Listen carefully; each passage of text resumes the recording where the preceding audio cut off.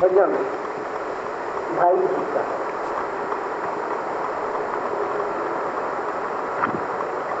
और पहले हुआ अब मैं कृतार्थ महाराज, दिया चरण आश्रय गरीब को, धन्य गरीब निवाज। कृतार्थ हुआ कहता है।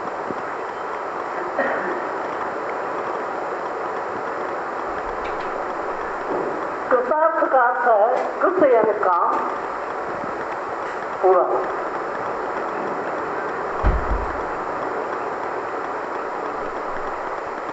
जिसलिए मैंने मनुष्य जन्म लिया था, जिस कारण मनुष्य जन्म लिया था, वो मेरा काम पूरा। कैसे पूरा हुआ? तेरे चरणों का आश्रय लिया। सारे जन्म जन्मांतर की भटकन है, सारे जन्म जन्मांतर हम चरण छूते ही फिरते हैं, लेकिन एक चरण छूट जाता।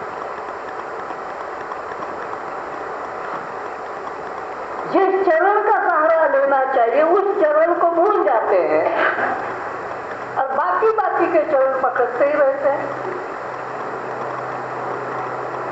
फिर उससे जीवन का कुछ नहीं होता।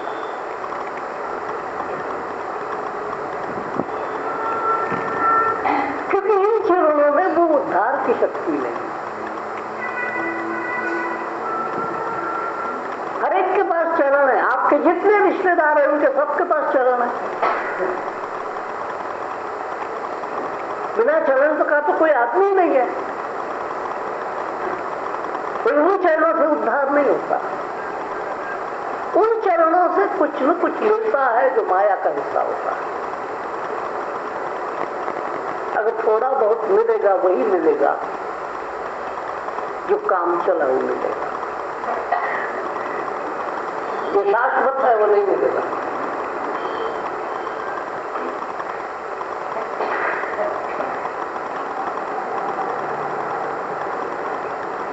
सरकार के चरण पकड़ोगे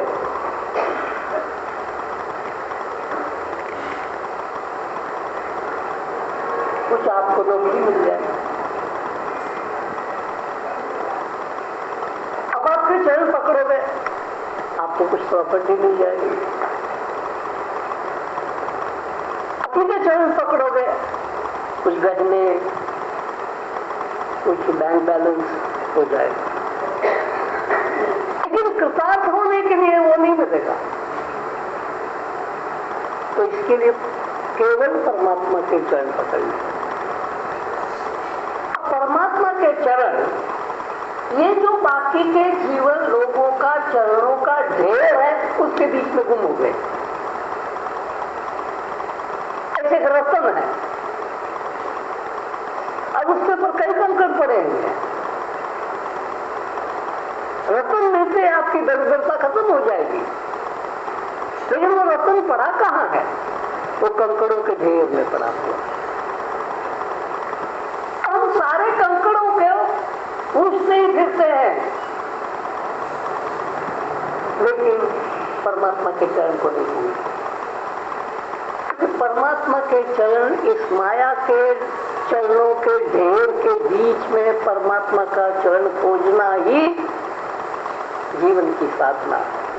क्योंकि बाकी के चरण प्रकट है और वो चरण अप्रगट है।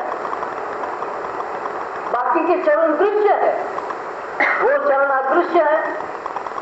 इसे अदृश्य चरणों की खोज, अदृश्य वो कहाँ हो गया चरण परमात्मा का, इस दृश्य के बीच में वो अदृश्य हो गया। जो दिखाई पड़ने वाले हैं उनके बीच में वो अनदेखा चरण अभी दबा हुआ है, पड़ा हुआ है, उसकी खोज। इस आपको इसकी खोज करनी है। हम उसकी खोज करने को तैयार नहीं। ऐसे हम किसी को कुछ दान देना चाहते हैं, अधिकतर हमारे दान कुपात्र को ही मिलते हैं। कुपात्र मांगने आता है, कुपात्र मांगने नहीं आते। आएगा वो कुपात्र होगा,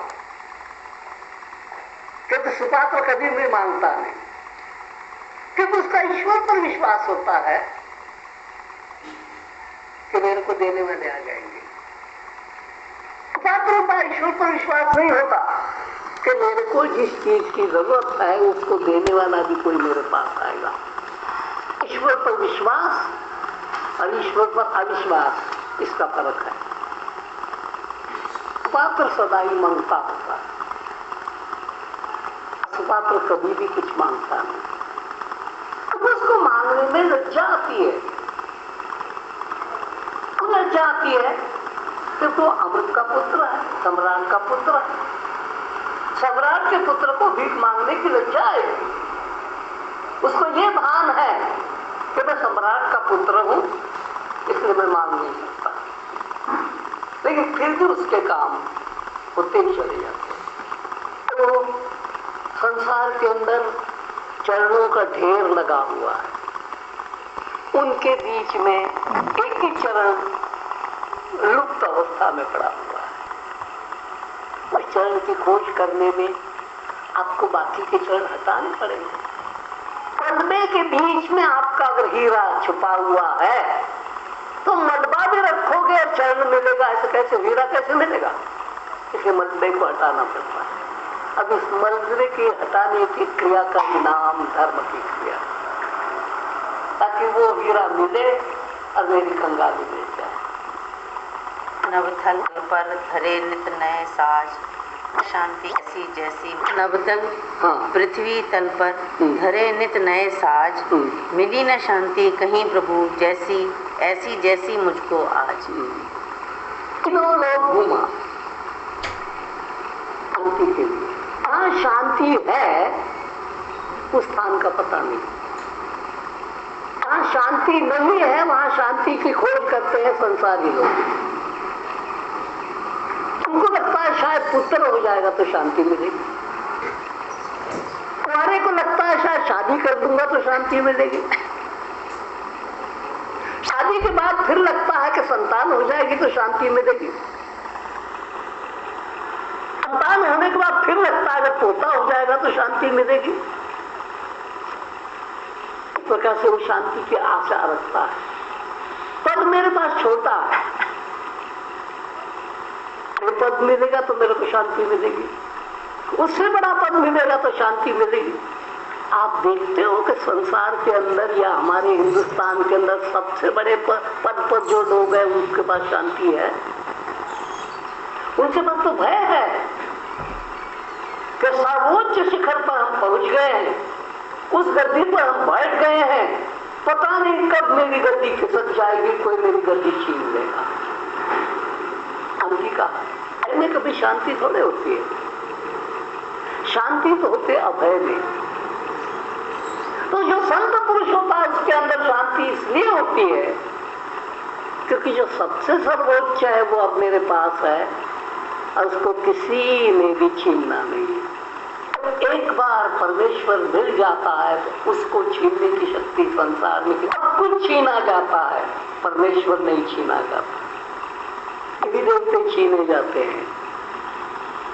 जैसे आप हिंदू हो, आपका राम का मंदिर है, कभी भी अफगानिस्तान के मुसलमान आएंगे आपके राम को उठा करके ले जाएंगे, ना गए ना आपका भगवान। तो जितने भी भगवान होते सब छीने जाते हैं, छीन सकते हैं, लेकिन परमात्मा नहीं छीना जाएगा। तो फिर वो तत्वज्ञानी पुरुष इस बात की खोज करता है कि हनुमान मेरे से छीना जाएगा, दुर्गा मेरे से छीनी जाएगी, राम मेरे से छीना जाएगा, लेकिन क्या परमात्मा मेरे से छीना जाएगा? मैं उसको ही क्यों ना अपने पास रखूं और उसकी उपासना क्यों न करूं? बहुत बार हनुमान जी की मूर्तियों की चोरी होती है, इतनी मूर्ति चोर संसार के अंदर है। पुरानी कलात्मक कोई मूर्ति होगी उसको उठा करके ले जाते। कैसा परमात्मा चोरी भी होती, चोर भी उठा करके ले जाते हैं। मूर्ति की रक्षा के लिए बड़ी हैरानी की बात लगती है कि जिसको आप सर्वसमर्थ कहते हो, सब कुछ जगत का नियंता कहते हो, कर्ता धर्ता कहते हो, वो कर्ता धर्ता पुलिस की सुरक्षा में कैसे रहता है? इसका मतलब पुलिस ज्यादा बलवान है, तो फिर पुलिस की पूजा क्यों नहीं करते हो?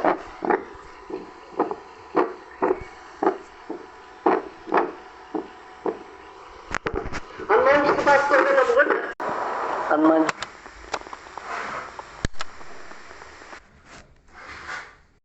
तो हमारी रक्षा कैसे करेंगे? आगा हुआ आदमी कहता है किसी की रक्षा करने की इनके पास कोई ताकत नहीं है।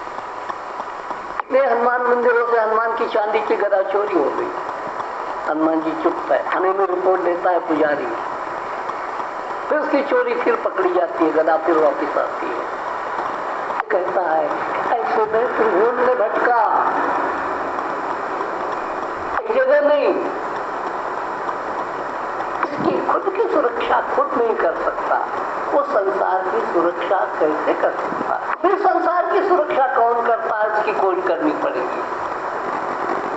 अनन्य भाव से जो परमेश्वर की शरण में जाते हैं उनकी रक्षा पर ये इधर उधर भटकना सब उनका छूट। जितने भी बाहर के तीर्थ में नहाओ, आपके मन का मैल नहीं धुल जाएगा, बना ही रहेगा। कौन तीर्थ? कोई और तीर्थ ऐसा होगा जिस मन और बुद्धि का मैल सब धुल जाए? ज्ञानी पुरुष कहते वो तीर्थ तेरे ही पास है, और उस तीर्थ का नाम है आत्म तीर्थ। आत्मा के तीर्थ में अगर तू नहा लेता है, अपनी बुद्धि को नहलाता है, अपने इंद्रियों को नहलाता है, अपने मन को नहलाता है आत्म तीर्थ में, तो वो पावन हो सकते हैं। बाकी बाहर के तीर्थ में कभी पावन नहीं। तीर्थ स्थानों में चोरियां होती है, जहाँ चोरी होती है वो तीर्थ स्थान हो सकता है, जहाँ पाप होते हैं वो तीर्थ स्थान हो सकता है। तीर्थ स्थान सिर्फ वही होगा जहाँ पाप नहीं होते। खोजो तीर्थ स्थान कहाँ ऐसा जहाँ पाप नहीं होगा।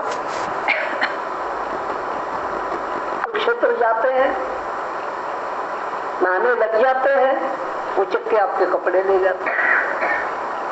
आप धर्मशाला में ठहरते हो, कहीं दर्शन के लिए निकल जाते हो, धर्मशाला में से आपकी अटैची की चोरी हो जाती है। इसका मतलब धर्म स्थान जिसका तीर्थ स्थान कहते हो पवित्र नहीं है। फिर कौन सा तीर्थ होगा जहाँ खोज करनी? तीर्थ भीतर अब आपने उसमें डुबकी लगा। इसलिए फिर वो आदमी ध्यान योग में, समाधि योग में जाकर के अपने आत्मा के सरोवर में डुबकी लगा।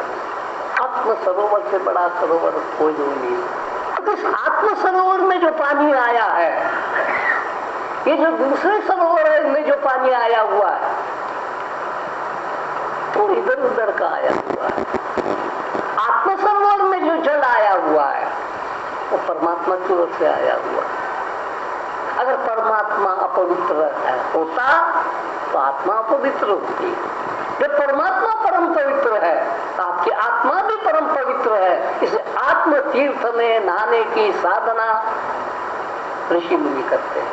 ये साधना कठिन है, इसमें आपकी कीर्ति नहीं होगी, ये भी याद रखना। आपको कोई पूछेगा नहीं, कोई वाह आपकी होगी। कुरुक्षेत्र नहा करके आओगे, सारा मोहल्ला आपको धार्मिक कहेगा। चिंतपूर्णी होकर के आओगे, सारे लोग आपको धार्मिक कहेंगे।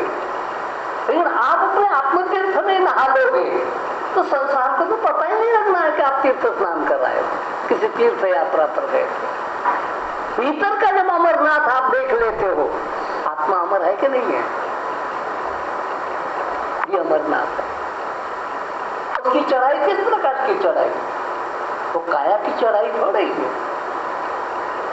बाहर का अमरनाथ है तो घोड़े पर बैठ करके जा सकते हो, पालकी में बैठ करके जा सकते हो, कोई उठा करके भी ले जा सकता है, पैदल भी जा सकते हो।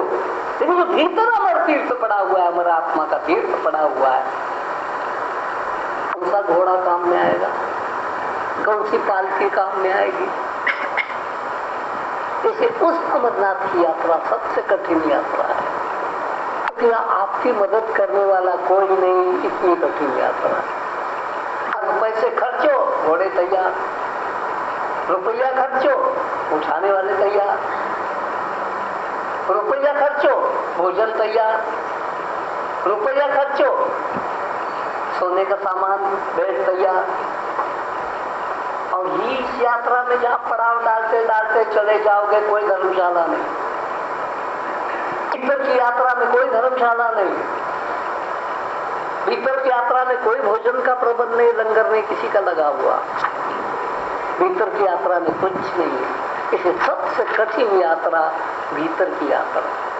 वो तत्वज्ञानी पुरुष सब प्रकार के बाहर की यात्रा छोड़ करके भीतर की यात्रा पर चल पड़ता है। भीतर की यात्रा पर जब आप चल पड़ते हो तो आपके पास में बैठे हुए को भी पता नहीं लगेगा कि आप अमरनाथ की यात्रा पर जा रहे हैं। वहां तो न कोई धमधमे है, न नारेबाजियां हैं, न जयकारे हैं, न कुछ भी नहीं है। महामौन है, गंभीर सन्नाटा है, एकाग्रता है, परम शांति है। सोसाइटी उसमें काम में नहीं आती, आपके साथ कोई नहीं होगा उस यात्रा में। प्रयोग करके देखो, घर में ध्यान बैठ करके देखो,